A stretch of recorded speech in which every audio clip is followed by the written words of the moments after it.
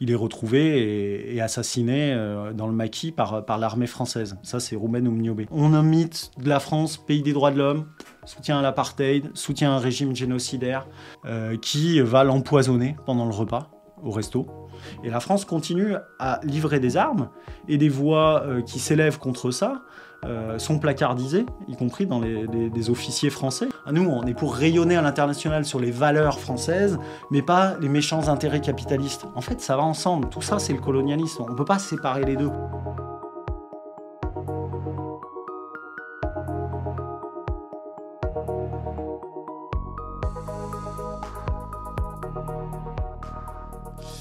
Je m'appelle Thomas Borel, et je suis un des porte-parole de l'association Survie, et avec 3 autres personnes, j'ai co-dirigé un ouvrage qui s'appelait, dans sa version initiale, L'Empire qui ne veut pas mourir, une histoire de la France-Afrique, et qui est ressorti en 2021, et qui est ressorti en 2023, en édition poche, et qui s'appelle Une histoire de la France-Afrique, l'Empire qui ne veut pas mourir, voilà, avec Thomas Deltombe, Hamzat Boukari Yabara et Benoît Colomba.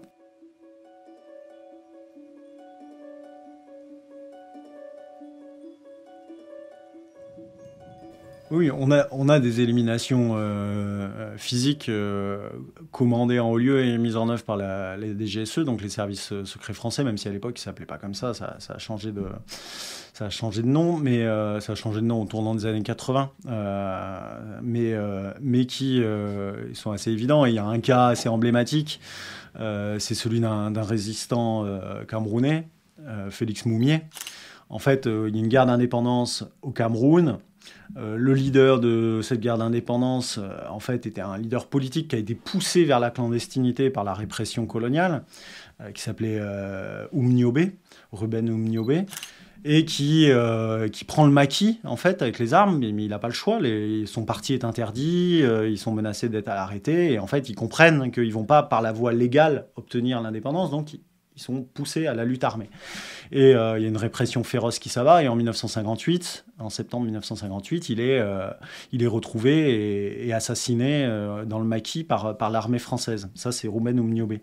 Et son bras droit, de l'époque, enfin, un des cadres du mouvement, qui s'appelle Félix Moumié, donc prend la tête du mouvement, et puis est au Cameroun, mais il sort du Cameroun, il cherche des soutiens internationaux, et il cherche à faire parler aussi de ce qui se passe sur place. Et en 1960, il a un rendez-vous à Genève avec un journaliste, et en fait c'est une couverture, c'est un faux journaliste, avec un journaliste à Genève, en Suisse, qui va l'empoisonner pendant le repas au resto.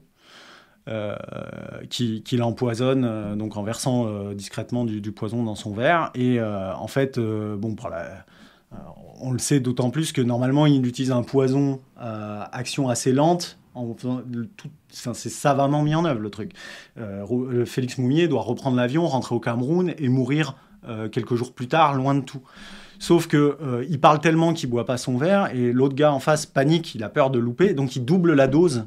Et en fait, finalement, à un moment, il boit tout son verre, Félix Moumié, et donc il a pris double dose. Et il va mourir beaucoup plus vite. Il va mourir de douleur dans les heures qui suivent. Et comme il est médecin de formation, avant de prendre les armes, le mec qui était médecin, c'est des gens comme ça qui ont été poussés aussi à la lutte armée par la répression coloniale, et ben il diagnostique ce qui lui arrive. Et donc, il sait qu'il a été empoisonné, il sait par qui, à quel moment. Et c'est comme ça qu'on sait que Félix Moumié a été empoisonné par ce gars-là, et ce gars-là a été retrouvé, identifié, pas jugé, par contre, ça, faut pas... Et ça s'appelle les opérations homicide. La DGSE en a mené jusqu'à récemment. Il y a un livre assez récent, là, il y a 2 ans, je crois, où un peu plus, qui témoigne de ça, qui s'appelle Opération Omi, et qui témoigne d'ailleurs comment, même sous François Hollande, un certain nombre d'opérations homicides ont été mises en place, avec des justifications prétendument morales, du type on élimine un chef djihadiste. Donc, mais en fait, c'est une élimination extrajudiciaire et c'est un homicide. Prétendre dire c'est un chef djihadiste, donc il est légitime de l'éliminer physiquement en dehors de tout cadre légal, ça tient pas la route. Mais c'est le pouvoir qu'a le président de la République aujourd'hui. Et donc, dans le cas des indépendantistes africains, voilà, il y a ce cas qui est assez célèbre.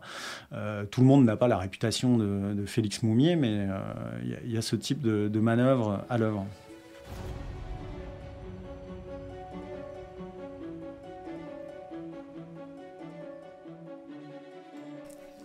En fait, on est Je te disais, on est biberonné avec un certain nombre de mythes. La France, grande puissance, etc. Et la France, pays des droits de l'homme. Bon, les crimes coloniaux et néocoloniaux permettent de remettre ça en cause, mais si on prend le cas de l'apartheid, de l'Afrique du Sud de l'apartheid, donc on a un régime raciste en place, donc qui favorise les Blancs et qui est une extrême minorité descendant des colons au détriment de toute la population noire, et donc un régime qui va durer jusqu'au début des années 90, 93 je crois, ou 94, qui est progressivement condamné par l'opinion publique. Il y a des militants un peu partout qui essayent, par solidarité avec les Sud-Africains et Sud-Africaines, d'amener à une condamnation morale et politique de ce qui se passe. Et en France, en fait, avec un affichage politique de condamnation de ce qui se passe, en tout cas à partir des années 80, du régime de l'apartheid, en fait, est un hub, pour reprendre l'expression d'un chercheur sud-africain qui a publié là-dessus très récemment, mais est un hub de livraison d'armes vers l'Afrique du Sud. C'est-à-dire que l'Afrique du Sud va être visée par un embargo l'embargo de l'ONU pour condamner le régime d'apartheid, mais la France contribue à aider l'Afrique du Sud à organiser le contournement de cet embargo. Et en fait, la France livre des armes directement à l'Afrique du Sud à partir des années 70 et continue jusqu'à la fin du régime d'apartheid à livrer des armes. Et en fait, donc, tout en prétendant du bout des lèvres condamner le régime, l'aide à se maintenir, très concrètement, à aider la répression et le pays à tenir. Et puis aussi en contournant au plan économique, en lui donnant les ressources pour ça, etc. Et vous avez un mouvement de libération nationale en Afrique du Sud, qui s'appelle l'ANC, l'African National Congress, qui envoie des représentants dans différents pays. Il y a une représentante en France qui s'appelle Dulcie September, et qui va essayer pendant des années d'alerter l'opinion publique française. Mais voilà, qui est une militante, qui vit très chichement ici à Paris, et qui essaye d'alerter, alors en lien avec des mouvements de solidarité, des mouvements politiques. Elle finit par avoir accès à des informations sur les livraisons d'armes. Il existait à ce moment-là une dernière chaîne d'automitrailleuses qui se trouvait à Porte-Choisy, et on voulait faire une opération de rentrer dans l'usine et de niquer la chaîne de production, de détruire les petites automitrailleuses. Et lors d'une opération de repérage dans un bureau, il y avait les dossiers de fabrication pour une commande de l'Afrique du Sud. Alors que nous étions au bon temps de Mitterrand. Tu vois, la duplicité toujours de la social-démocratie. Donc, en 82, 83, ils fabriquaient des automitrailleuses pour l'Afrique du Sud. On a parlé à des camarades liés aux luttes de l'Afrique du Sud qu'on allait faire cette opération, et qu'en plus, donc, il était très important de récupérer ces dossiers montrant que Mitterrand collaborait avec le régime de l'apartheid, qu'il vendait des armes malgré l'embargo. Elle se sent en danger. Elle alerte d'ailleurs là-dessus, y compris au niveau du ministère de l'Intérieur français, où elle n'est pas entendue, pas écoutée, pas mise sous protection. Et elle est assassinée de plusieurs balles dans la tête en 1988 à l'entrée de ses bureaux dans Paris, au moment où elle s'y rend un matin. Et les tueurs s'enfuient, on ne sait pas qui c'est, et très vite se répand l'idée que en fait, c'est un règlement de compte interne à l'ANC, au parti, au mouvement de libération nationale, sans aucun élément. Il y a beaucoup d'enfumage autour de ça. Puis il y en a qui disent non, mais finalement c'est l'Afrique du Sud qui l'a éliminé, la France n'y pouvait rien, etc.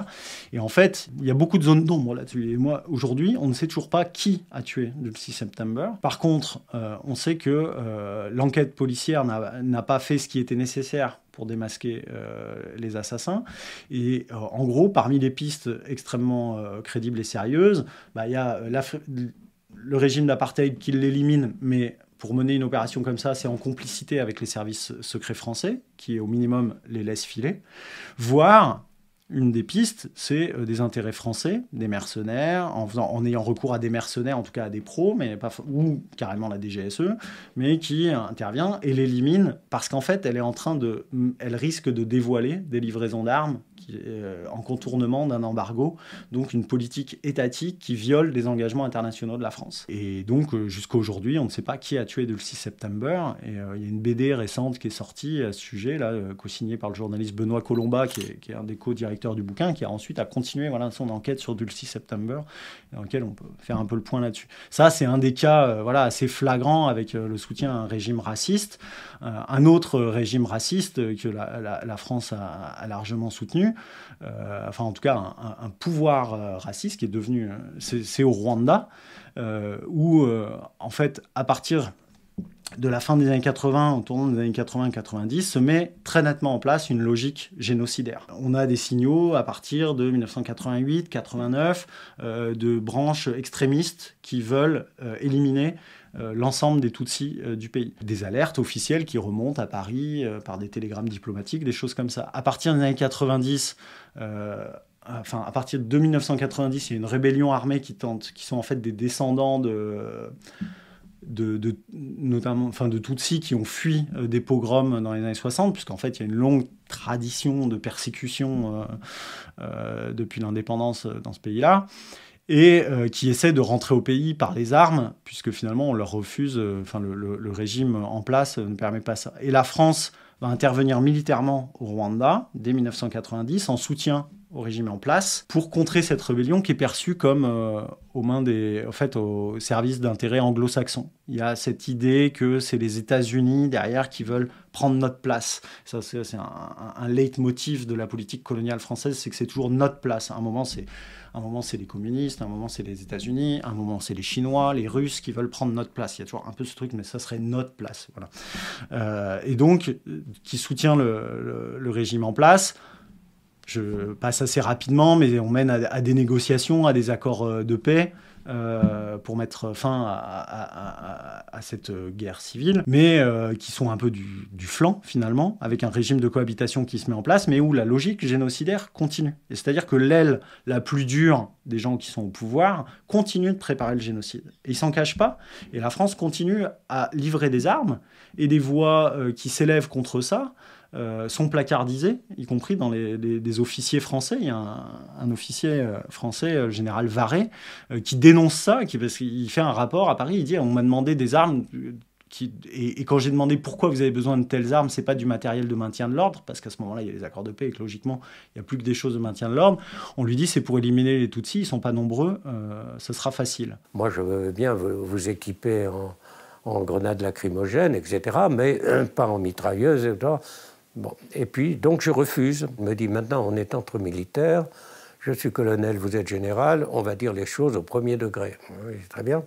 Alors, j'ai besoin de cet équipement pour mes gendarmes, parce qu'on va participer à la lutte contre les Tutsis. Je dis, ça veut dire quoi, ça? Eh bien, vous savez, on va les liquider, ils ne sont pas très nombreux, ça va aller très vite. Alors, je lui dis, mais vous vous rendez compte de ce que vous dites? Oui, mais c'est comme ça. C'est comme ça. Dans notre pays, les Tutsis sont un danger. On va les liquider. Donc lui, il est horrifié par ça. Mais en fait, c'est une voie isolée. La logique du gouvernement français à ce moment-là, et jusqu'au sommet de l'État, de l'Élysée, donc avec François Mitterrand président, c'est de maintenir le soutien coûte que coûte. Pas qu'il y ait une volonté génocidaire, mais en fait que le rayonnement de la France, le soutien de la France est plus important et qu'on veut contrer l'influence supposée anglo-saxonne qui serait derrière le mouvement, à l'époque avec déjà Paul Kagame, qui est toujours président au Rwanda aujourd'hui. Et donc la France va maintenir son soutien aux génocidaires avant le génocide, avec des livraisons d'armes, avec un certain soutien financier, avec un certain nombre de choses. Pendant le génocide, qui débute avec un attentat où le président de l'époque, jugé trop mou par l'aile dure, est éliminé. Et on ne sait toujours pas qui l'a tué, mais les indices, il y a un faisceau d'indices pour montrer que c'est l'aile dure vraiment qui est à l'origine de cette élimination. Et c'est le signal de déclenchement du génocide. Il y en a des fois qui disent c'est à cause de l'attentat qu'il y a le génocide. Non, le génocide, il est prêt. Il est déjà prêt. C'est un signal de déclenchement. Et donc, le génocide est mis en œuvre. Et il est mis en œuvre supervisé par qui? Par un gouvernement intérimaire rwandais qui se met en place dans les heures qui suivent l'attentat et qui est formé dans les locaux même de l'ambassade de France au Rwanda. Donc l'ambassadeur dira d'ailleurs plus tard, c'est la première fois que je supervise la mise en place d'un gouvernement. Ouais, en fait, on a un coup d'État avec l'élimination d'un président trop mou qui permet à l'aile dure de prendre le pouvoir et de mettre en œuvre un génocide organisé depuis des années, en planification, en préparation. Mis en œuvre avec une intensité incroyable pendant 3 mois, et où la France va maintenir son soutien pendant le génocide. Puis, quand la reprise de la guerre civile met en déroute en fait les génocidaires, qui sont trop occupés à exterminer leurs voisins pour se battre efficacement sur le front, ils sont mis en déroute et ils vont perdre le pouvoir. La France déclenche une opération militaire, l'opération turquoise, en prétendant que c'est à but humanitaire. Et en ce moment-là, avec l'espoir, j'allais dire secret, mais on le retrouve dans des ordres d'opération, il y a un certain nombre de choses avérées qui montrent ça, que le but est d'interrompre la progression des forces armées qui sont en train de mettre fin, elles, au génocide, en commettant des crimes de guerre au passage, mais qui sont en train de mettre fin au génocide. Et la France, elle, est en train de chercher à préserver ses intérêts et habille ça d'une opération prétendument humanitaire qui s'est appelée l'opération turquoise. En juin 1994 est lancée l'opération turquoise. Officiellement, l'objectif est clair. C'est une opération humanitaire conduite dans un temps limité avec l'objectif de sauver tous ceux que nous pourrons sauver des massacres. L'opération était-elle seulement humanitaire? D'anciens militaires présents sur place affirment le contraire. C'est le cas de Guillaume Ancel, ex-lieutenant-colonel, engagé au Rwanda en 1994. Le premier ordre d'opération que j'ai reçu, qui était un ordre préparatoire, c'était celui justement de préparer un raid jusqu'à Kigali pour remettre en place le gouvernement que nous soutenions. Ensuite, j'ai été missionné pour déclencher des frappes aériennes contre les ennemis des génocidaires, le FPR, dans la nuit du 30 juin au 1er juillet. Donc ça, ces opérations étaient clairement des opérations de soutien aux forces armées rwandaises qui étaient juste en train de commettre le génocide sous nos yeux. Et aide en fait les génocidaires à fuir avec armes et bagages au Zaïre voisin, le Zaïre qui deviendra la République démocratique du Congo, et où les génocidaires se réorganisent dans les camps de réfugiés, et où la France aide à se réarmer, les aide à se réarmer.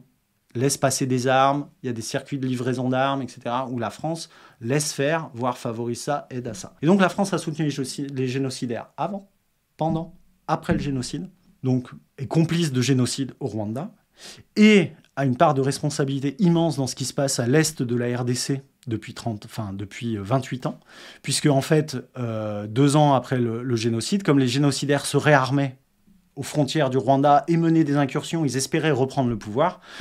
L'armée rwandaise s'est alliée avec des rebelles congolais de l'époque qui voulaient en finir avec le régime du dictateur en place, Mobutu, et sont intervenus militairement pour démanteler les camps, enfin détruire des camps, commettre des crimes au passage, etc.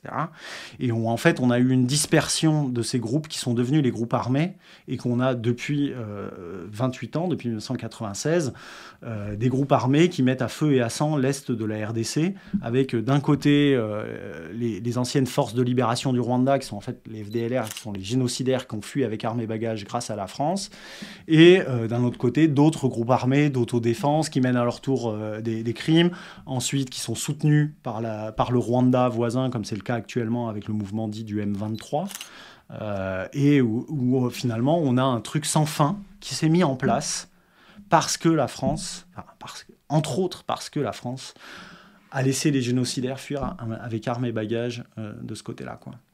Et du coup, c'est assez terrifiant parce qu'aujourd'hui, on a des discours qui appellent à ce que la France intervienne pour mettre fin à ce qui se passe à l'est de la RDC, y compris de forces politiques de gauche qui donnent de la voix sur ce sujet-là, et où, en réalité, sans faire une sorte de devoir d'inventaire sur quelle est la part de responsabilité dans la France, de la France dans tout ça, quoi. Mais voilà, on a un mythe de la France, pays des droits de l'homme, soutien à l'apartheid, soutien à un régime génocidaire, et donc évidemment avec ce qui se passe aujourd'hui à Gaza et le soutien français à Israël malgré le génocide en cours à Gaza, s'inscrit dans cette histoire-là et n'est malheureusement pas nouveau, quoi.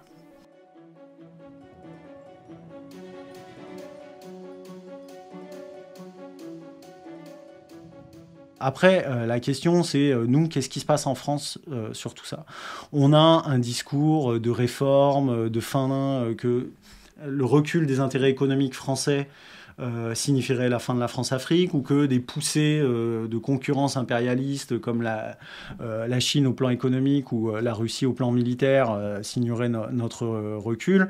En réalité, à chaque fois, on a une capacité à maintenir sur l'essentiel des liens. Et on a... Voilà, Macron, on a un président de la République, Emmanuel Macron, qui est arrivé en 2017 en disant que lui n'avait pas connu finalement l'époque coloniale, et que, quelque part, il serait donc non imprégné, c'est l'implicite, qui ne serait pas imprégné de la culture coloniale. En réalité, nous sommes tous et toutes imprégnés de cette culture coloniale. Mais Emmanuel Macron, il en fait la démonstration à chaque intervention sur le sujet, quoi. Et en fait, dès 2017, il est à peine élu, il va sur la base militaire française à Gao, au Mali, donc où il y a l'opération Barkhane. Donc il annonce que l'armée française restera tant qu'il y a du djihadisme. En réalité, l'armée française s'est faite dégager. Mais dire ça, ça voulait déjà dire l'armée française restera pour toujours, parce qu'on savait qu'il n'y avait pas de solution militaire à un problème qui était d'ordre politique. Mais il a cette déclaration qui est assez incroyable aux militaires français. Il leur dit « Vous êtes l'avant-garde de la République, comme avant vous le furent sur ce continent tant de générations de militaires.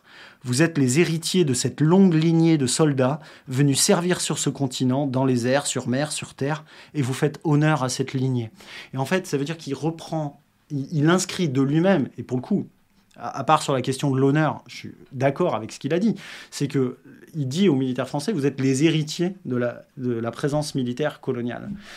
Mais lui, il le revendique, et il dit, vous faites honneur à cette lignée-là, c'est-à-dire qu'il n'a aucune distance critique par rapport à la culture coloniale dans laquelle on est. Et régulièrement, il a des propos coloniaux, il dira, il pensera faire une petite blague en disant que le Kwassa, qui est une embarcation aux Comores, qui est une embarcation de pêche, mais qui sert aussi à des mouvements de population dans cet archipel d'îles que la colonisation française a séparé.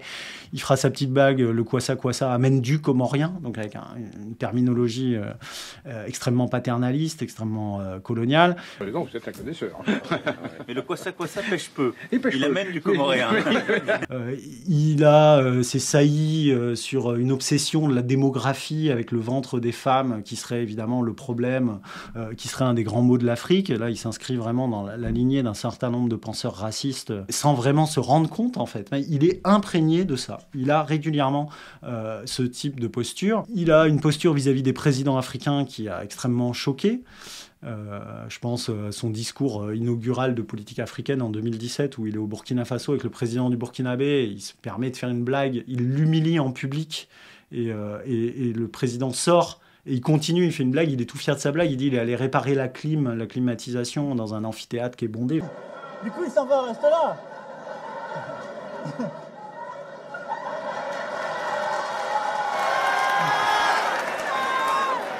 Du coup, il est parti réparer la climatisation.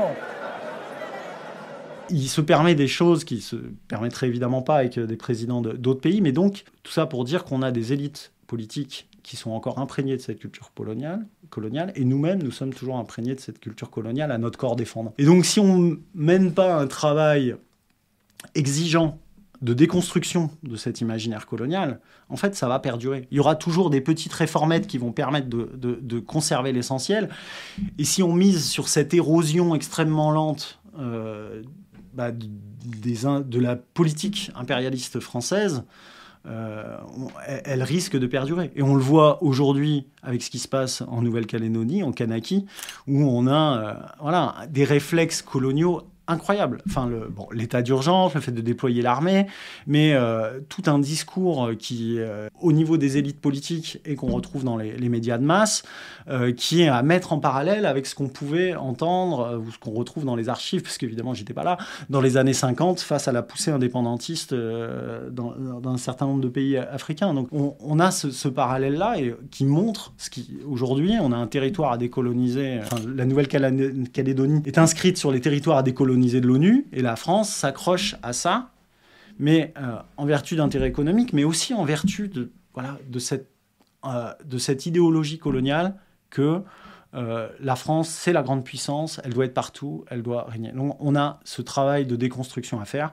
Ça veut dire accepter qu'on n'est pas et qu'on n'aurait jamais dû être une grande puissance.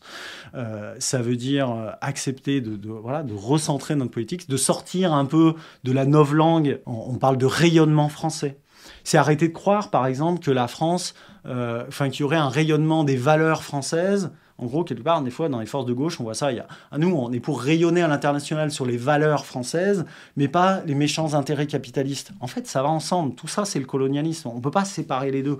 Il faut sortir un peu de ce truc-là et juste accepter que l'histoire ailleurs s'écrive sans nous, quoi. En fait, c'est le plus exigeant. Et puis, il y a des choses, par contre, qui peuvent être obtenues de manière concrète. La fermeture des bases militaires françaises en Afrique, mais pas uniquement, c'est le retrait de l'armée française en Afrique, parce qu'il y a les bases, c'est la partie voyante, et il y a toute la coopération militaire avec en fait des dizaines d'officiers et de sous-officiers français qui sont conseillers dans les armées et dans les ministères qui organisent la répression dans ces pays-là.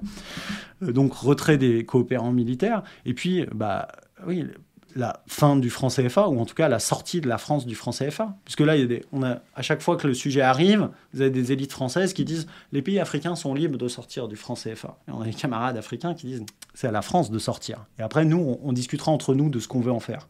Et ça, tant qu'on n'a pas ces deux éléments, ces piliers, l'armée française et le franc CFA, on pourra difficilement aller sur le travail le plus exigeant, qui est la déconstruction de l'imaginaire colonial dans lequel on baigne. Ça, c'est un vaste programme.